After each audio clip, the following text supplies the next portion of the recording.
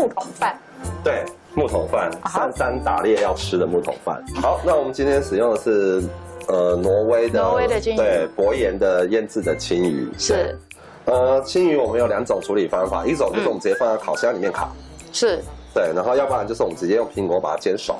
好，我们今天就是用锅子比较方便，我们就先把它稍微切一下。这个切的动作是为什么？我想让它在烹调的时候快速熟成。哦，可是青鱼本身油就很多了，应该也是还好吧？对，我希望它可以在烹煮的过程中比较快速。好，那我们就准备一个油锅、平底锅。需要摆油吗？要，一点点。也是要。一点点的沙拉油哦。因为一般我煎金鱼我就不放油了，我觉得哇，它油好多。油脂已经很丰富了，对不对？好，我们就一样下去。其实厨房干净真的是很基本，很重要。做菜就是要厨房干净，对，没错。只要你连厨房都不够干净，你怎么放心其他人在吃你的料理的时候的感受？我觉得厨房干净是必须的啦，对，卫生很重要。好，我们就小火慢煎就好了。然后我们今天准备的食材啊，其实非常的简单，我们就准备了什么？蒜头酥、蒜酥，还有红葱头酥。哦，为什么这么多酥？对，我们想要增加它的口感，对，然后跟它的香气。然后我们这个三岛香松市售了很多，里面有芝麻、有海苔啊，对，然后它有很多香料在里面。好，我们就把它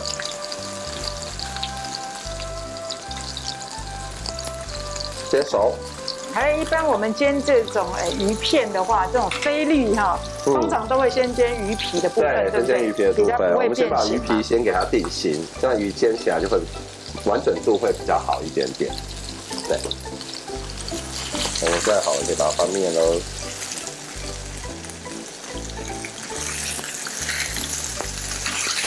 哇，颜色超级漂亮。对，这样就会小火慢慢煎就可以了。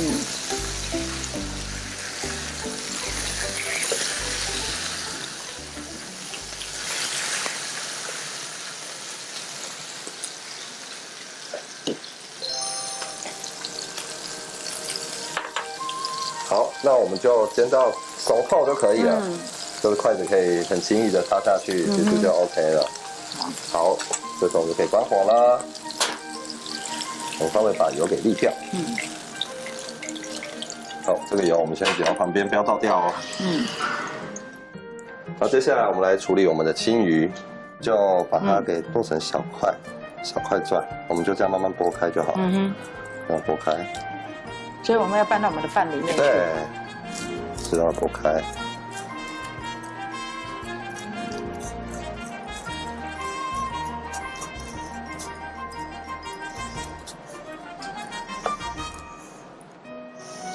好，这样剥的时候，在中间发现骨头有鱼刺的话，我们把它给挑起来。因为基本上它还是会有掺杂一点点的在里面。所以经由这样剥的动作，我觉得它就很容易就找出来了。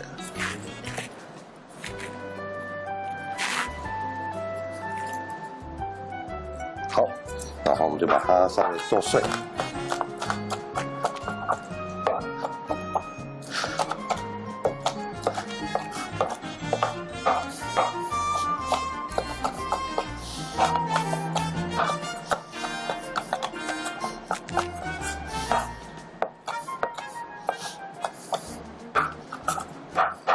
然后我们准备白饭。白饭的部分呢，我今天是用就五谷杂粮蒸的。然后你想要换成紫米啊，换成什么都可以，藜麦啊、红藜麦也都可以。好，我们就把它拌进去，也是很适合做便当菜。好，加上我们刚刚讲的蒜酥、蒜头酥、油葱酥，对，还有香松，对，香松。好营养哎。对，然后我们来一点点的糖，让它吃起来高钙哦。一点点的糖。好，那我们淋上我们刚刚煎鱼的鱼油，不要浪费。